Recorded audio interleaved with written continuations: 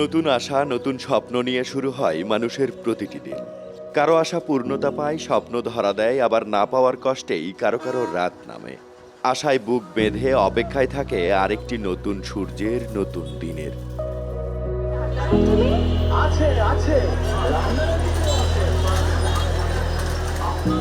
এভাবেই কারো কারো কেটে যায় যুগের পর যুগ। পূরণ না হওয়া সেই আশা আর ধরা না দেয়া সেই স্বপ্নগুলোর বাস্তব রূপ দেখতে তাদের নিজস্ব কিছু ভাবনা থাকে। সেসব ভাবনা বাস্তবায়ন আর দেশ পরিচালনার জন্য ভোট দিয়ে প্রতিনিধি নির্বাচিত করেন ভোটাররা। তাদের মধ্যে তরুণ ভোটারদের মতামতের উপর নির্ভর করে আগামীর বাংলাদেশ।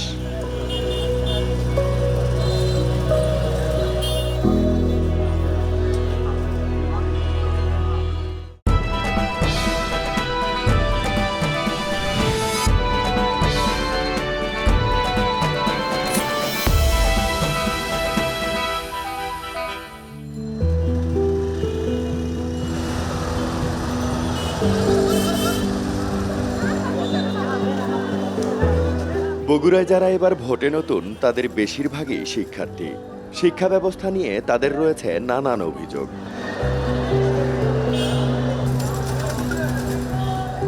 সম্প্রতি বগুড়া শিক্ষানগরীর খ্যাতি পেলেও নেই একটি বিশ্ববিদ্যালয়। জেলার সবচেয়ে নামকরা শিক্ষা প্রতিষ্ঠানগুলো জর্জরিত বিভিন্ন সমস্যায়। পরিবহন সংকট, আবাসিক হলগুলো বন্ধ আর অবকাঠামোগত সব সমস্যার সমাধান রয়েছে শেরপুর উপজেলার প্রত্যন্ত গ্রাম থেকে আসা মেহেদী হাসান সৌরভের পরিকল্পনায়। আমার বাসা থেকে কলেজে আসতে প্রায় 150 টাকা ভাড়া লাগে।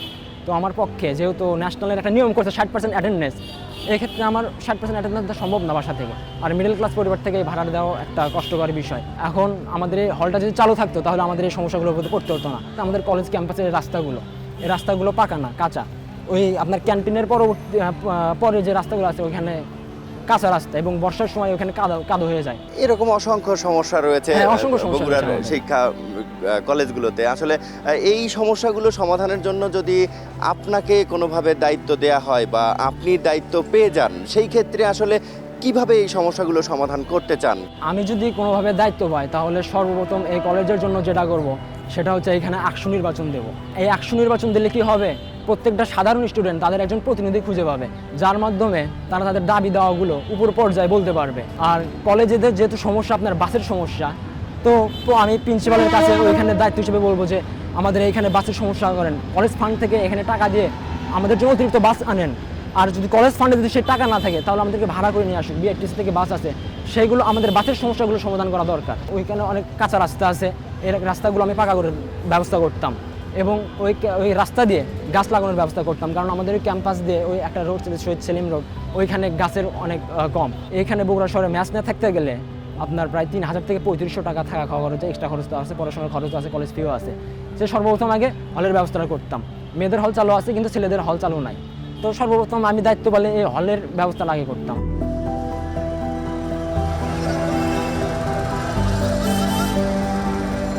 পরিবহন সংকটে কলেজ বাস না পেয়ে সৌরভের প্রতিদিন প্রায় 150 টাকা ব্যয় যখন কঠিন হয়ে পড়েছে, তখন পাশের জেলা নওগাঁ থেকে আসা আদম আলীর সময় কাটছে চাকরি খোঁজে।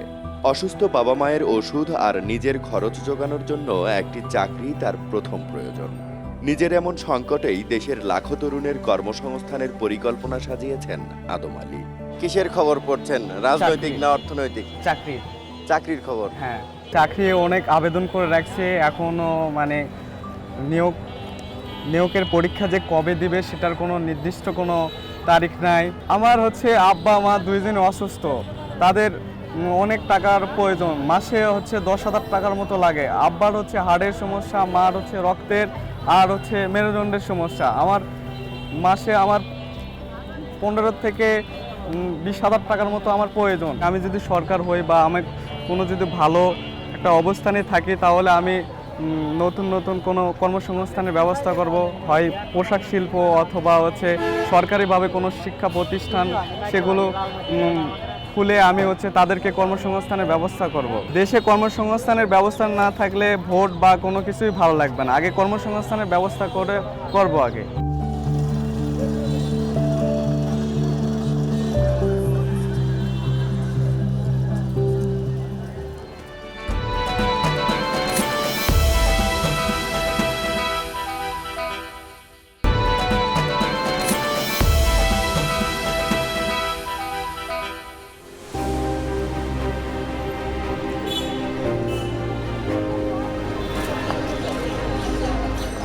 মধ্যবিত্ত ও নিম্ন মধ্যবিত্ত পরিবারের নারীদের বাল্যবিবাহের প্রচলনে উচ্চশিক্ষা খুবই সংকটে।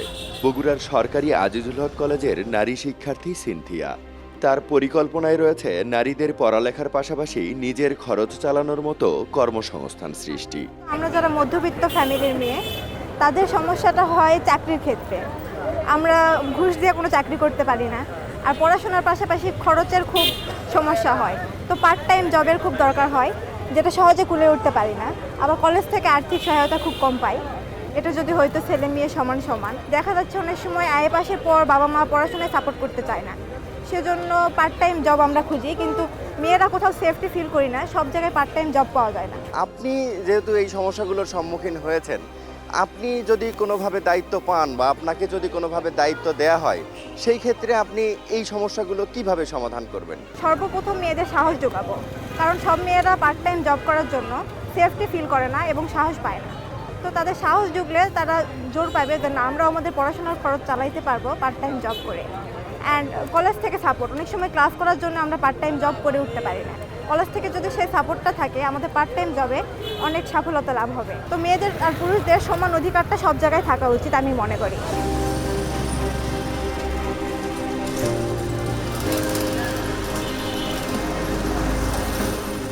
অভাব, অনটন আর দারিদ্রতার সঙ্গে প্রতিদিনের লড়াই যখন তরুণদের ক্লান্ত করে তোলে, তখন পড়ালেখার পথ থমকে যায়।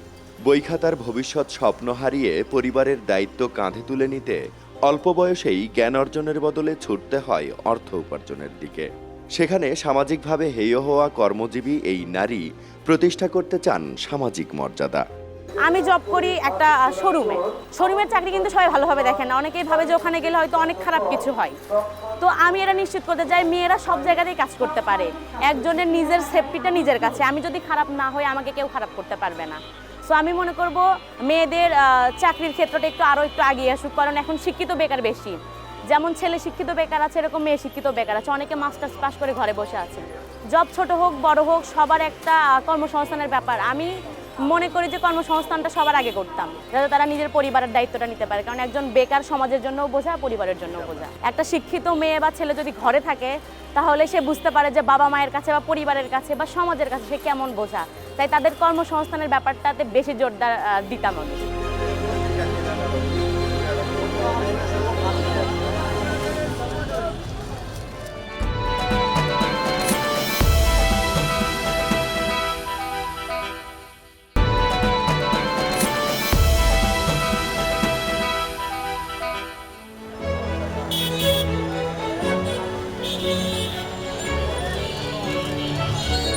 ফুটপাত দখল আর অস্বাভাবিকভাবে বেড়ে যাওয়া অটোরিকশার কারণে যখন যানজটে অতিষ্ঠ শহরবাসী, তখন তরুণরাও নতুন করে যুক্ত হচ্ছেন এই পেশায়। ভাই কি নতুন ভোটার? একটু কথা বলি উঠি। জি।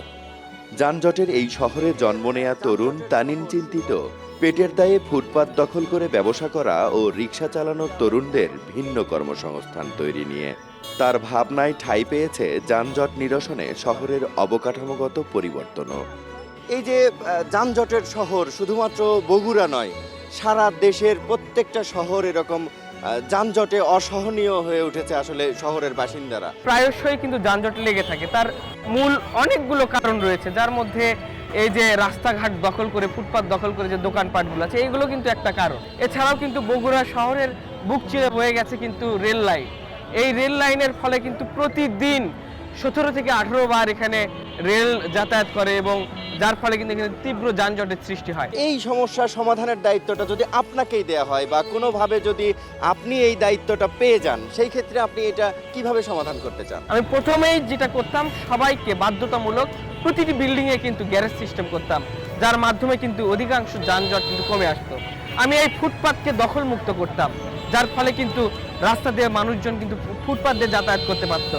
এবং এই যে গাড়ি ঘোড়া যেগুলো আছে, সেগুলোকে কিন্তু তারা যে রাস্তার পাশে কিন্তু দাঁড়িয়ে থাকে, তার জন্য আমি নির্দিষ্ট একটা স্থান করতাম, যেখানে স্ট্যান্ড নতুন করে করতাম।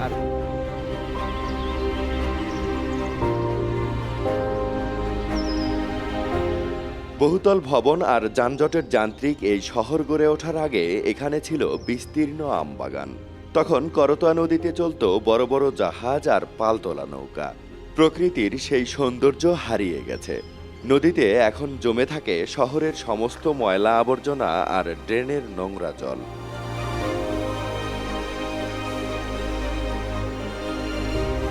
বাবার মুখে শোনা করতোয়া নদী থেকে ইলিশ ধরার গল্প আর নদীর বর্তমান চিত্রের ফারাক খুঁজতে পার ধরে হাঁটছেন মুয়াজ আহমেদ। মৃত নদীর দুর্গন্ধযুক্ত জল কবে প্রবাহ পাবে আর নদীর প্রাণ কবে ফিরবে, সেই ভাবনা ঘুরপাক খায় তার মাথায়। কোনটা করা উচিত ছিল আগে, নদীটাকে প্রাণ দেয়া নাকি নদীর পার বাঁধানো? আপনি কি মনে করেন? না, অবশ্যই আগে নদী যদি না থাকে আমার, তাহলে পার বেঁধে তো কোনো লাভ নেই।